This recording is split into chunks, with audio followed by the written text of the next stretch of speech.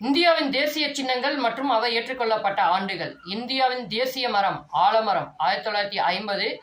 இந்தியாவின் தேசிய பறவை தாமரை 1950. இந்தியாவின் தேசிய பழம் மாம்பழம் 1950. இந்தியாவின் தேசிய பறவை மயில் 1963. இந்தியாவின் தேசிய விலங்கு புலி 1973. இந்தியாவின் தேசிய ஆறு கங்கை 2008. இந்தியாவின் தேசிய பாரம்பரிய விலங்கு யானை 2010.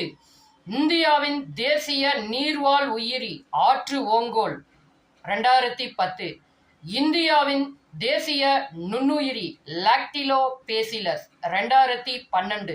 உங்களுக்கான கேள்வி, இந்தியாவின் தேசிய ஊர்வன என்ன, அது எந்த ஆண்டு ஏற்றுக்கொள்ளப்பட்டது?